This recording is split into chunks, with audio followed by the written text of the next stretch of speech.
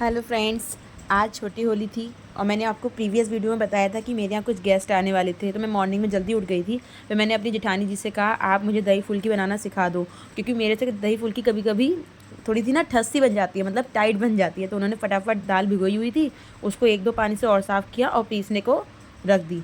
इसे पीसते टाइम आपको पानी बहुत कम ही यूज़ करना है, बल्कि ना के बराबर यूज़ करना है। हमारी दाल नहीं पिस रही थी, इसलिए हमने इसे ठंडा पानी यूज़ किया, वो भी बहुत ही ना के बराबर पानी यूज़ किया है। हमें दाल इस तरह से पीसनी है ताकि वो हल्की सी दरदरारी रहे, जो कि खाने में फिर दाल का टेस्ट बहुत अच्छा आता है। तो उस दिन पोपट हो रहा था, बार बार लाइट जा रही थी, वरना इतनी लाइट नहीं जाती है, बट उस दिन बार बार लाइट जा रही थी, तो हमें उसमें टाइम लग रहा था दाल पीसने में। फिर भाभी ने फटाफट सारी दाल पीसी और उसको मुझे बताया कि इसमें क्या क्या मिक्स करना है। बेसिकली उन्होंने इसके अंदर हींग डाली थी आई थिंक, और इसे फेंटना स्टार्ट किया था।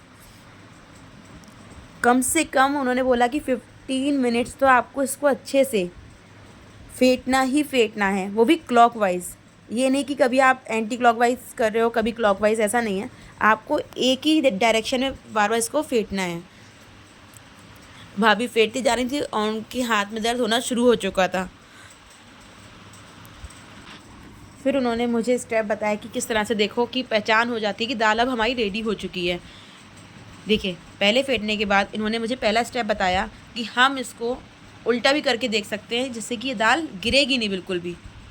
एंड सेकंड थिंग, हम इसे पानी में डाल के या चुआ के देख सकते हैं कि पानी में अगर तैर रही है इट मीन्स हमारी दाल रेडी है, और पानी में अगर डूब जाती है मतलब कि ये रेडी नहीं है। तो ये पानी में तैर रही थी मतलब कि दाल हमारी रेडी हो चुकी है, ये बहुत फ्लफ़ी बनने वाले हैं। उसके बाद भाभी ने इसमें हरी मिर्च और अदरक का पेस्ट मिलाया, और फर्स्ट टाइम में इन्होंने हल्की सी चुटकी भरी हींग डाली थी, तो इसमें थोड़ी सी हींग और किशमिश भी भाभी ने मिलाई और 2 मिनट के लिए और फेंटा। बस फिर हमारा ये मटेरियल बिल्कुल रेडी हो चुका था। इसके बाद तेल कढ़ाई में डाल के गरम करने रखा, वो गरम हो चुका था। भाभी ने इसके अंदर लास्ट में नमक मिलाया बिल्कुल, और उसके बाद हल्का सा फेंटा और बस और बड़े बनाने स्टार्ट कर दिए। भाभी ने जैसे ही बड़े बनाए, बड़े तो बहुत अच्छे से बन रहे थे, बट उसकी शेप थोड़ी सी डिफरेंट आ रही थी, गोल नहीं आ रही थी। वो भी नहीं समझ पा रही थी ऐसा क्यों हो रहा है। तो उन्होंने कहा कोई बात नहीं, क्रिस्पी तो बन जाएंगे, खाने में टेस्टी होंगे, देखते हैं क्या करते हैं। तो उन्होंने उसी शेप के बनाने स्टार्ट कर दिए। फिर उन्होंने मुझे भी ट्राई करवाया कि रूपाली एक बार खा के देखो कैसे बने हैं। हम लोग ने चेक किए, सच में गाइस बहुत ही हम बने थे और बहुत ही सॉफ्ट बने थे, कुरकुरे ऊपर से अच्छे से खासे थे। इसके बाद भाभी ने सेकंड ट्रिक अप्लाई करी, जिससे कि हमारे बड़े गोल गोल बन जाएँ फुल्कियाँ। उन्होंने एक कटोरी पे गीला कपड़ा लगाया, उससे गोल गोल करना स्टार्ट किया। इसके बाद हमारे सारे जितनी फुल्कियाँ थी वो गोल गोल बनने लगी और फूल के बनने लगी। तो आप लोग भी ये ट्रिक अप्लाई कर सकते हो, जिन्हें बनानी आती हैं उनके लिए तो सब कुछ ईजी होता है। मुझे नहीं आती थी, तो मैंने उनसे सीखना स्टार्ट किया था कैसे करते हैं। मैंने बस 1-2 बार ही इससे बनाए, क्योंकि मुझे और भी काम करने थे। तो मैंने कही नेक्स्ट टाइम मैं आपको बना के खिलाऊँगी, अभी आप बनाओ। फिर बस भाभी 1 बाय 1 बनाने लगी, क्योंकि हम लोग को मार्केट भी जाना था, तो भाभी फुल्कियाँ तैयार कर रही थी, मैं उधर आटा मल रही थी। मैंने वहाँ पे अपना आटा रेडी कर लिया था, भाभी अपनी फुल्कियाँ रेडी कर रही थी। देखिए फ्रेंड्स, कितनी अच्छी फुल्कियाँ रेडी हुई थी फूल के। उस टाइम सेकंड बैच में एक भी फुल्की नहीं थी जो ख़राब हो, सारी गोल गोल बनी थी। तो भाभी बड़ी खुश हो रही थी। इसके बाद भाभी ने फटाफट फुल्कियों को निकाला और दही के साथ मिलाना स्टार्ट किया। उन्होंने पहले दही को छाना था, क्योंकि दही छानने से रह गया था। बस फिर एक गैस पे हमने हल्का सा पानी गर्म किया और हमारी फुल्कियाँ सारी रेडी थी। पानी गर्म होते ही हमने उसके अंदर हल्का सा नमक डाला था और हल्की सी हींग डाल दी थी। बस ये पानी हल्का ही गर्म करना है, तेज़ नहीं करना था। बस फिर हमने अपनी पकौड़ियों को थोड़ा थोड़ा करके उन पानी में डाल दिया, ताकि वो और ज़्यादा सॉफ्ट हो जाए। पानी में डालते ही ये पकौड़ियाँ और ज़्यादा सॉफ्ट हो चुकी थी। इसके बाद भाभी ने तुरंत ही दही को रेडी किया, फेंट के छान लिया था इन्होंने। इसके बाद ही पकौड़ियों को हाथ से निचोड़ के सारा पानी निकाल के उन पकौड़ियों को इस दही में ट्रांसफ़र किया।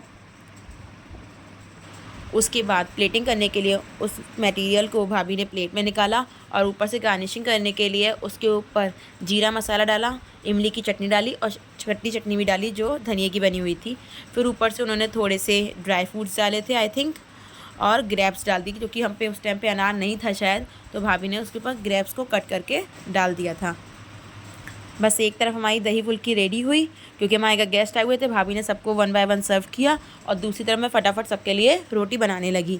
तो परी ने मेरी शूट करना शुरू किया कि चाची का भी थोड़ा सा शूट में दिखा देते हैं। मैं बहुत ज़्यादा गंदी लग रही थी उस टाइम पसीने से, बट वो बच्ची थी, उसका बहुत मन था चाची को भी ले लेते हैं, तो उसने मुझे भी वीडियो में ले लिया। हम लोग ने मिलके सारा काम किचन का निपटाया। फिर लास्ट में सबसे पहले किचन साफ़ करी, मैंने सबके लिए फुलके बनाए गर्मा गर्म, सबको गर्म गर्म खाना खिलाया।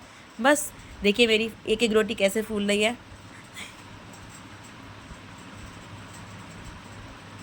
देखिए फ्रेंड्स, मेरी सारी रोटियां इस तरह से फूलती हैं और मेरे हाथ की रोटी परी को बहुत ज़्यादा पसंद है और मेरी सासू माँ को भी बहुत ज़्यादा पसंद है। भाभी एक साइड से मुझे दही फुल्की भी खिला रही है कि तुम भी खा लो वरना तुम खा नहीं पाओगी।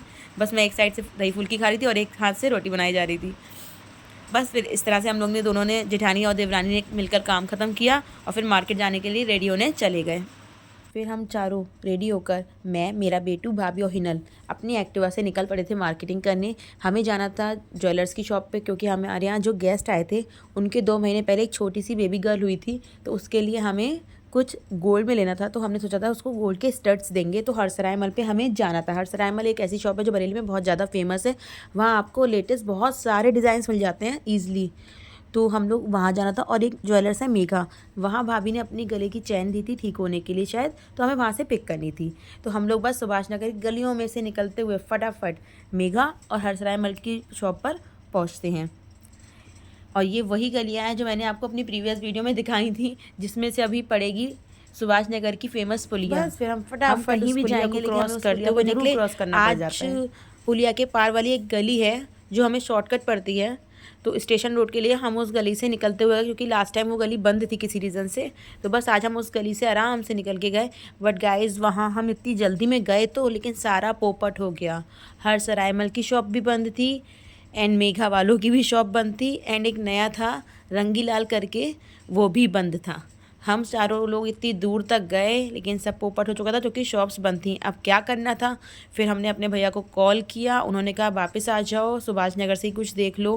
फिर सुभाष नगर में एक फ़ेमस शॉप है रवि ज्वेलर्स, फटाफट हमें वहाँ जाना था, तो हमने अपनी गाड़ी मोड़ी और बस फटाफट सुभाष नगर को वापस पहुँचे। हम सुभाष नगर गए, वहाँ पे पूरा मार्केट लगा हुआ था होली का, बहुत ही अच्छा मार्केट सजा हुआ होता है, हर चीज़ आपको यहाँ अवेलेबल मिल जाती है। बस फिर हम फटाफट रवि ज्वेलर्स पर पहुँचे, हमने यहाँ पे सारे डिज़ाइंस देखने स्टार्ट करे।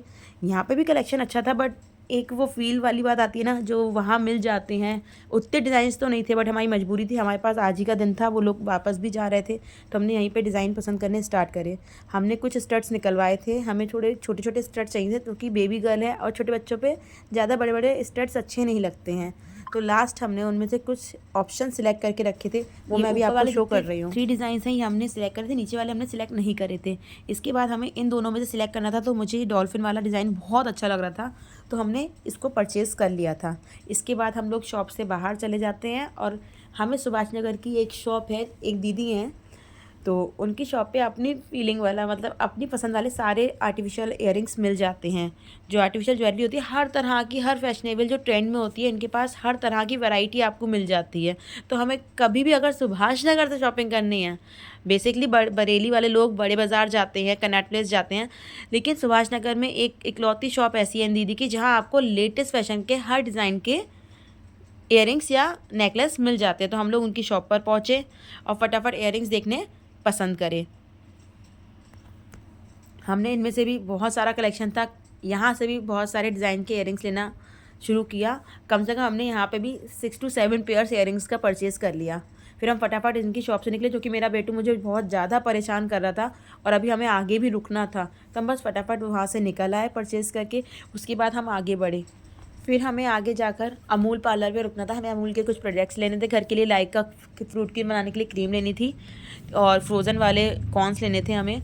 तो हम बस इतनी भीड़ भाड़ में होते हुए, मार्केट देखते हुए फटाफट आगे को चलते हैं और अमूल के प्रोडक्ट्स परचेज़ करते हैं। इसके बाद हमने नाश्ते पानी का थोड़ा सा सामान ख़रीदा और फिर बस फटाक से अपने घर को पहुंच गए क्योंकि घर में भी बहुत सारा काम पड़ा हुआ था। गेस्ट आए हुए थे, उन्हें हम बिना बताए आए थे, जो कि उनके लिए भी ये सरप्राइज़ था। बट लिटरली ये बात सच है कि उन्हें अपने बच्चे के लिए वो जो स्टड हमने पसंद किए थे बहुत ज़्यादा ही पसंद आए। मेरा बहुत ज़्यादा मन था कि मैं रात के डिनर का भी पूरा वीडियो शूट करूँ, बट इतना ज़्यादा काम हो चुका था कि हम लोग शूट नहीं कर पाए और रात में 3 बजे के बाद वो लोग गए हैं, तब हम लोग सोए हैं। तो गाइस, अगर आपको मेरी वीडियो, मेरे एफ़र्ट्स सब कुछ पसंद आए हो तो प्लीज़ मेरी वीडियो को लाइक कीजिएगा और मेरे चैनल को प्लीज़ सब्सक्राइब ज़रूर कीजिएगा और मेरी वीडियो जितनी हो सके उतनी ज़्यादा शेयर कीजिएगा। Thank you guys, thank you so much for watching my video. Thank you, bye.